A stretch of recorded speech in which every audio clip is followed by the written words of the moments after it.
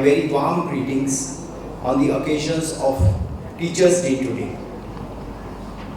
On this special occasion, I wish to convey my best wishes and greeting to all the awardee teachers and other teachers too, who have helped their students to attain the success in their academics. And in fact, after parents, teachers are the responsibility of molding child's character at each and every step. Our state is also marching ahead to achieve their glory in the field of education. A team of dedicated officers are working relentlessly to improve the scenario of education under the framework of NEP 2020, and the Department of Education is doing the best to achieve the set goals considering the local needs and aspiration. Teacher हमारे देश की रीढ़ की हड्डी है, और जो हमारे कॉलेजेस है, स्कूल्स है, वो एक खेत की तरह है जहाँ हमारे बीज बोया जाता है। बीज जो बोया जाता है, उसका फसल जो निकलता है देश के लिए, वो है हमारे ज्ञान, विश्वास, कॉन्फिडेंस। इसी का तरह इसी से बीज बोया जाता है और टीचर के जरिए ही बोया जाता है। तो इसलिए मैं आज इस समारोह पर, जहाँ माननीय राज्यपाल जी उपस्थित हुए, यहाँ पर जिस टीचरों को भी इस अवार्ड से नवाजा गया है, उनको आप सभी को हार्दिक बधाई देने चाहता हूँ। अगर आप देखें तो अगर सोक्रेटिस हो या अगर हमारे डॉक्टर सर्वपल्ली राधाकृष्णन जी हो या हमारे गौतम बुद्धा जी हो या नेल्सन मंडेला हो या महात्मा गांधी जी हो, आपको ये दिखाई पड़ेंगे कि इन सभी के बीच में एक ही चीज समानता था। इन सभी ने ये साबित किया कि शक्ति तलवार और बंदूक से नहीं मिलता है, शक्ति ज्ञान आदर्शों से मिलता है, और ये देश की शक्ति हमारे टीचरों से मिलता है। तो मैं आशा करता हूँ आगे बढ़ते हुए जिस तरह आपने देश की प्रगति को योगदान दिया, उसी तरीका से और गहराई से और मजबूत से आप देते रहेंगे। As everybody else has said, teachers are the pillars of our education system. They shape the minds of future generations. Your impact extends far beyond the classrooms, influencing the lives of your students in profound ways. You are not just educators, you are mentors, role models, and catalysts for change. As we celebrate the Teachers' Day today, let me acknowledge the tireless efforts of our teachers. Your commitments to nurturing young minds, fostering curiosity, and promoting critical thinking has been simply invaluable. You are unsung heroes of our society, working behind the scenes to build a brighter future for all of us. I commend the Education Department for organizing this meaningful function. Such occasions are not mere ceremonies. They are platforms to celebrate excellence, inspire fresh ideas, strengthen our resolve to transform education. By honoring teachers, we remind ourselves that every effort counts, every contribution matters, and together they shape the future of our state. On this day, I also want to pay tribute to Dr. Sarvapalli Radhakrishnan, a philosopher, scholar, and former President of India, who believed that teachers are true nation builders. Indeed, they are. He taught us that education must go beyond textbooks to shape the character and instill values amongst the students. His vision reminds us of the sacred role of teachers in guiding young minds towards purposeful lives. Teachers' Day is not only a commemoration of Dr. Radhakrishnan's birth anniversary, it is also a reminder of the priceless role teachers have played in shaping the destiny of our state and our nation. A society's progress is not measured merely by wealth or infrastructure, but by the quality of its education and knowledge. For Arunachal Pradesh, this day reminds us that the strength of tomorrow lies in the today's classrooms. India's march towards Viksit Bharat 2047 will depend not only on technology and resources, but also on the minds and character of its youth who are being nurtured and guided by our teachers. Education is the backbone of progressive society. Too often, rote learning overshadows creativity and skills, leaving students unprepared for modern demands. But every challenge is also an opportunity. By embracing digital learning, smart classrooms and localized content, we can reach even the remotest villages.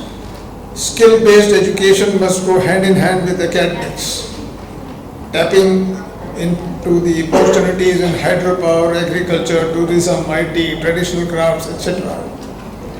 The National Education Policy 2020 gives us a roadmap for flexible, multidisciplinary and skill-oriented learning.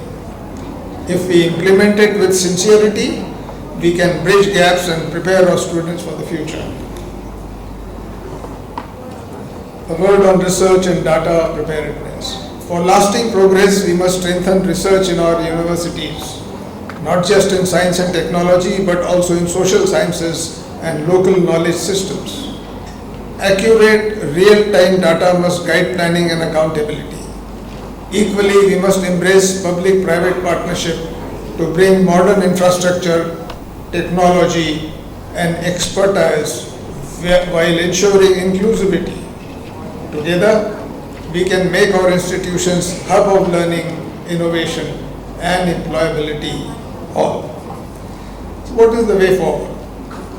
Over past 2 years as a governor of Arunachal Pradesh, I have travelled extensively in the regions, also to the remote villages, hidden in our hills, to some of the finest institutions of higher learning in our state.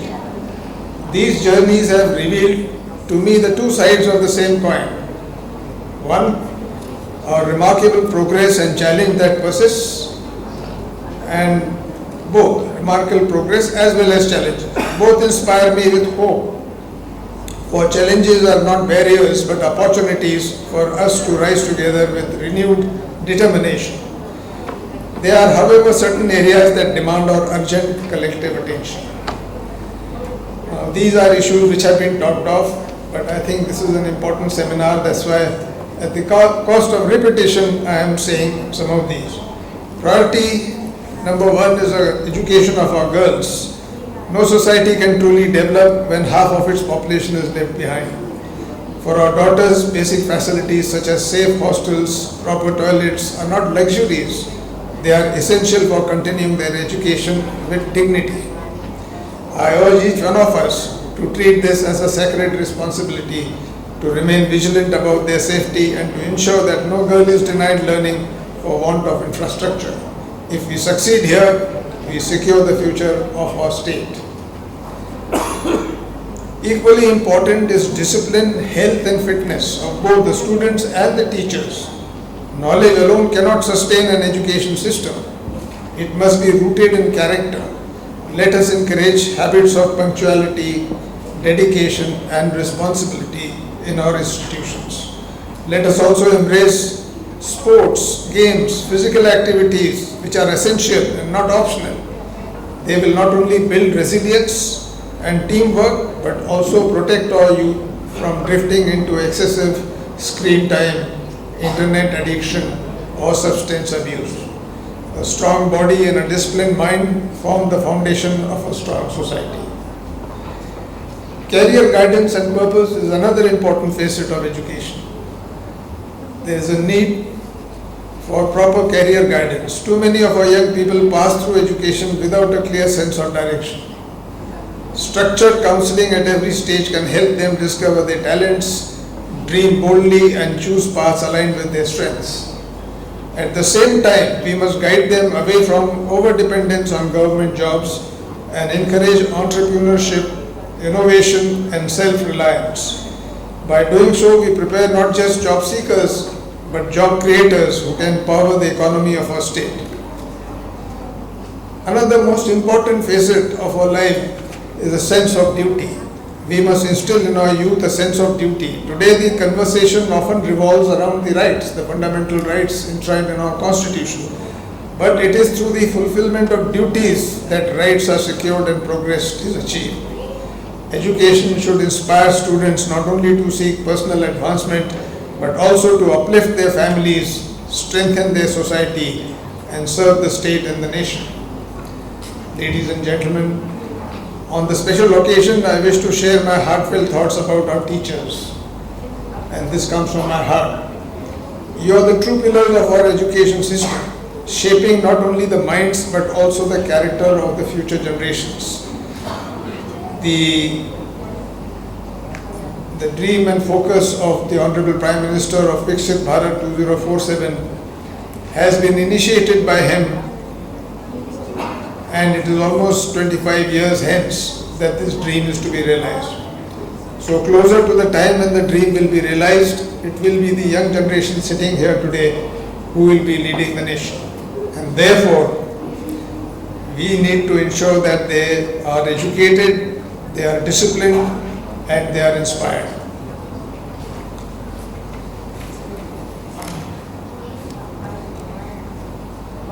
I have been, personally speaking, very fortunate.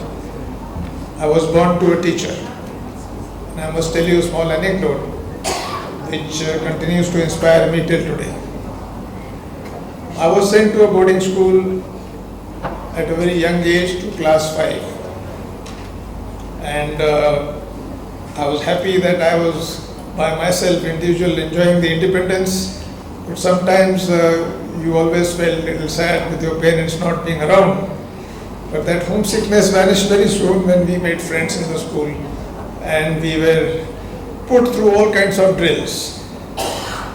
One of the important aspects of the school was a letter writing period.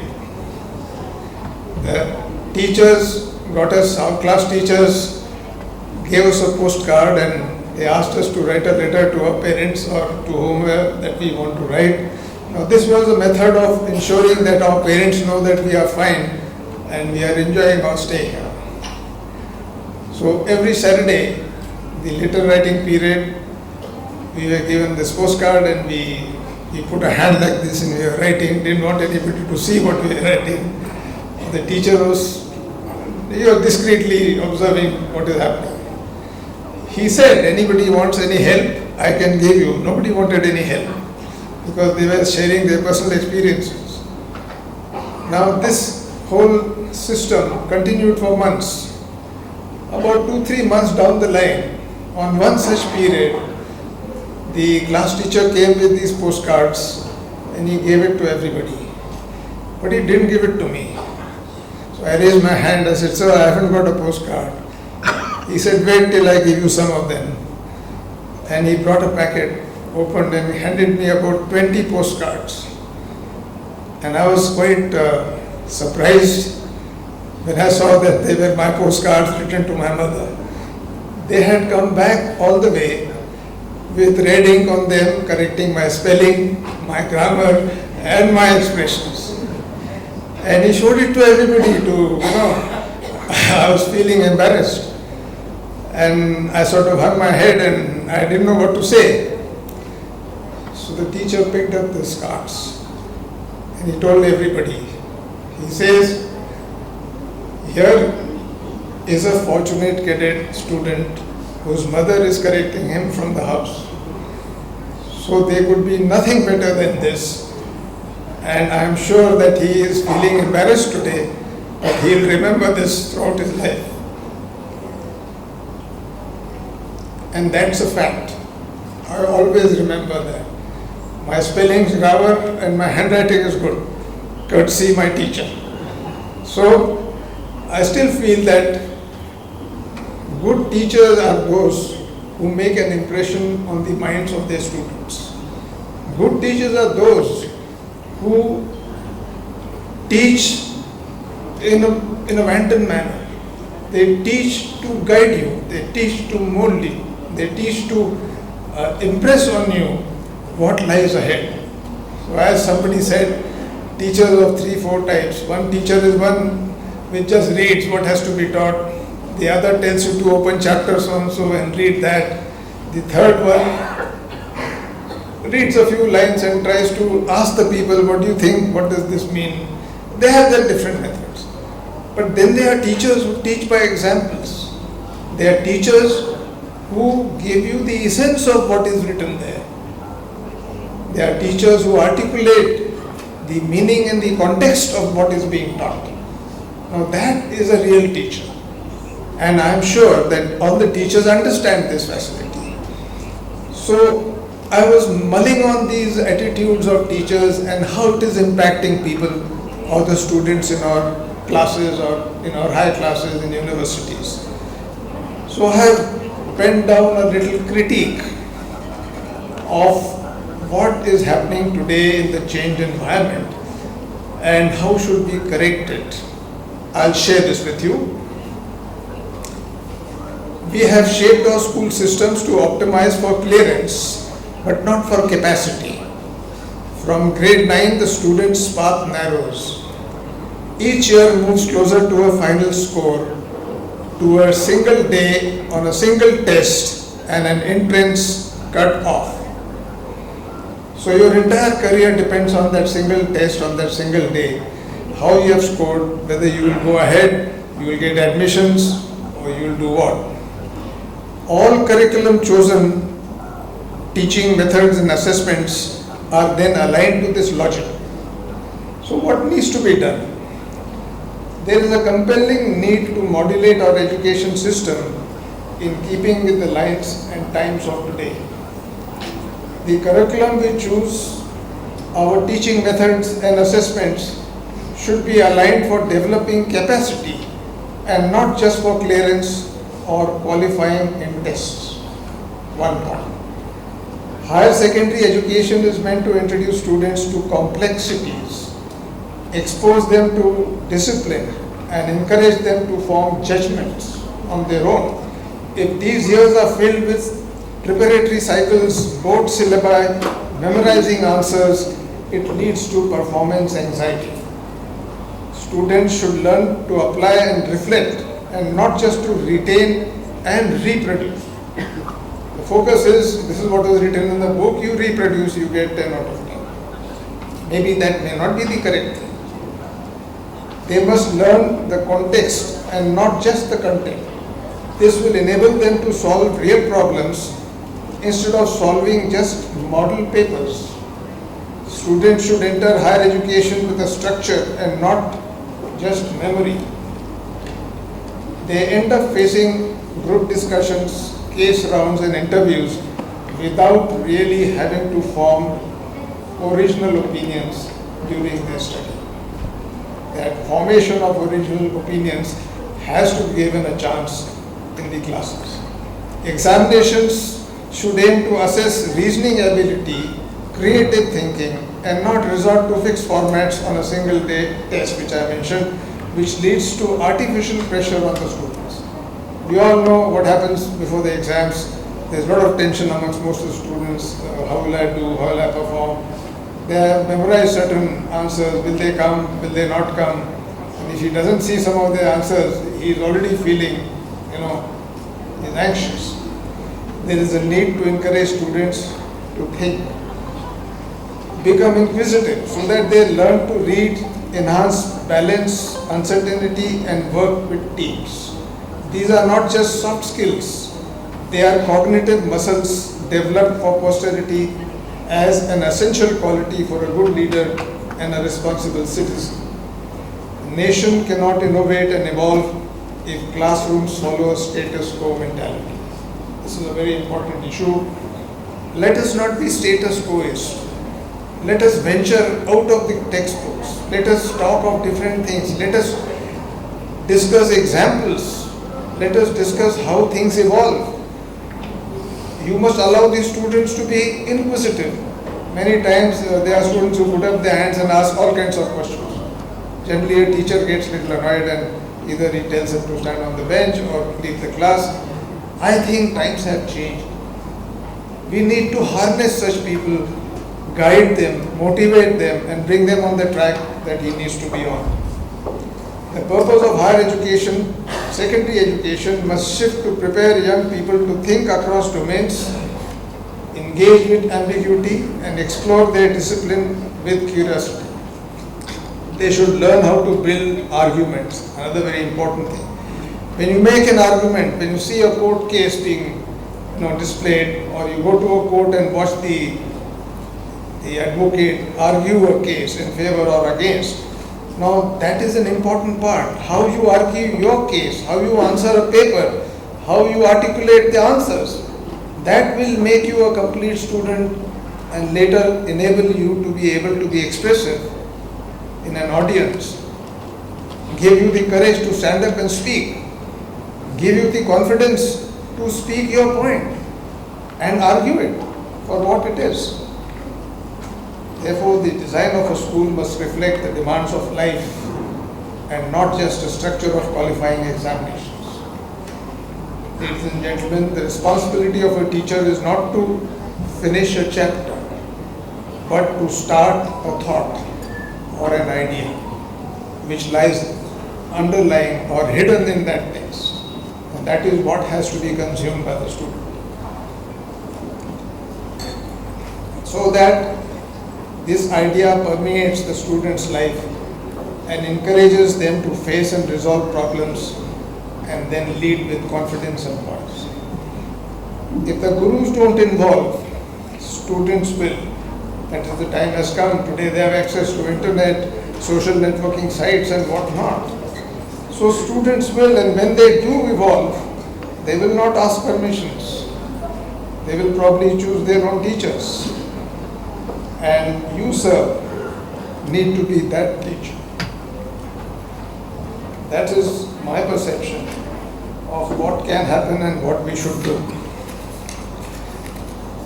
The lesson which comes out from whatever I've said is, make our students think and not just remember. Thinking is important. If he thinks, he will analyze. If he analyzes, he will have a decision-making capability. And that's how he'll evolve.